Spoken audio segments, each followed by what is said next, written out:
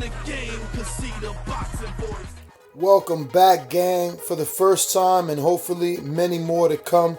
Don't forget to subscribe to the YouTube channel and click on the notifications right here, this little bell, so you can get those emails every time we go. ThaBoxingvoice.com, live here with Deas, the trainer, manager of Deontay Wilder. The first one comes from Christopher Wiley. He says, going into the Dominic Brazil fight, Virgil Hunter will be training Brazil. Brazil will also be training with Olympic gold medalist Tony Yoka. Given Virgil Hunter's pedigree as a trainer, do you think that Virgil can possibly help Brazil in any way? I think Deontay will knock him out probably in the 8th round. So the question is, will he help him? Do you think that Virgil can help Dominic? Yeah, I mean, yeah, he can help him. I don't think that things like that make a ton of difference in the short term. Usually it takes a guy a few fights with a new trainer to really kind of get what you want out of the fighter. Virgil's a very good trainer, and if the chemistry is right, and that's really what it all comes down to, if the chemistry is right, then there can be some, there can be some improvements made, because every fighter can improve, and it just depends on how they gel. Why is it everybody changes trainers right before the big fight with Deontay Wilder? I don't know. I don't know. Or adds trainers. I don't know what happened there. Carlito K84 says, do you feel any pressure to help Wilder improve in his boxing skills, and what specifically will you be working on for this camp specifically? Well, there's never any pressure as far as we do what we do. And I think with Deontay, the people, when they see him, what they tend to focus on is when he's throwing unconventional punches, when he's throwing things from different angles, and they seem to somehow think that's all he does. But if you go back to the first Tavern fight, heck, if you go to the second Tavern fight, look at the 1-2 that knocks Tavern down. That's textbook 1-2, as sharp, straight, and clean as you can throw it.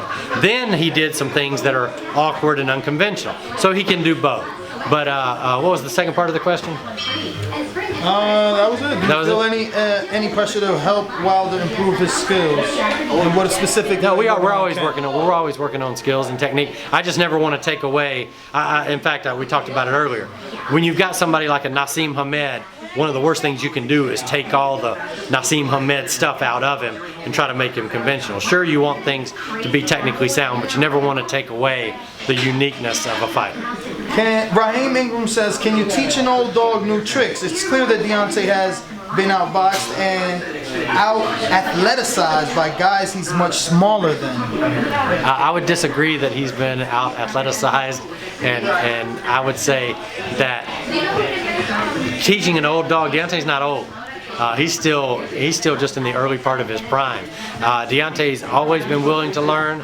He's always put the work in, and all I've got to say is just stay tuned. You're going to be really, really wanting to see this fight because there's been a real focus on Deontay's part on going back to the basics, and I think that you're going to see a lot of things that are going to be very impressive.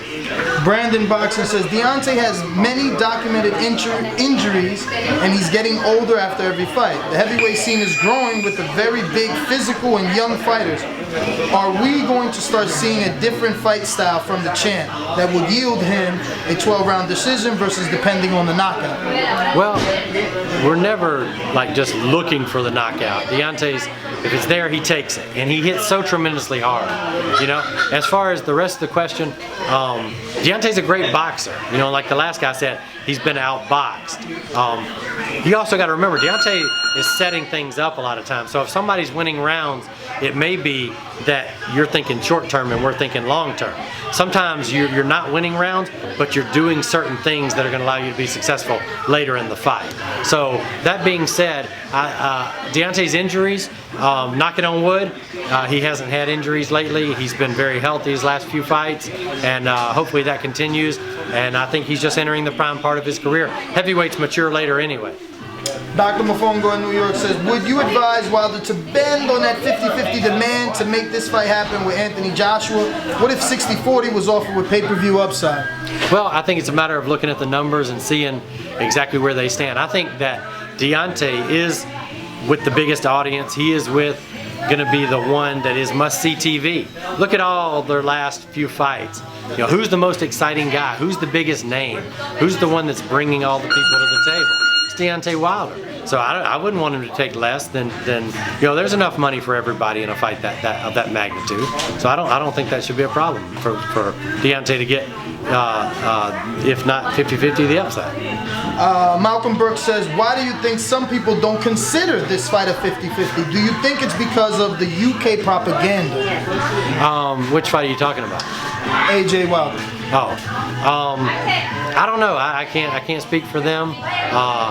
They certainly back their guy, and I'm glad they do. But America's a lot bigger than the UK, and so you know then there's numbers over here. Let's see. I know that when Deontay goes to England, he's gonna pack it. You know, he's must-see TV over there as well. Let's see if AJ does this over here. Let's see what happens with his numbers in the States. Rule 504 says, how do you think Deontay fares versus Vladimir Klitschko, who is rumored to come out of retirement this May? Well, this is April Fool's Day. We have to see if that was an April Fool's Day thing or is that real. If that's real, we'll just have to take that. But absolutely, Deontay wants the biggest fights. You know, remember, Deontay offered AJ $50 million and proved it was real. AJ and Eddie said, yeah, it's real. They acknowledged that and turned it down. They offered Deontay 15, and Deontay said yes. And then AJ and them said no after we said yes. Deontay went after Ortiz when nobody went after Ortiz. Deontay went after Fury, got that fight. So Deontay wants the biggest fights, and if Klitschko is out there and wants to do it, then yes, we're glad to do it. Wouldn't it be like hurdles anyway? Because the rumor is Klitschko signing to DAZN.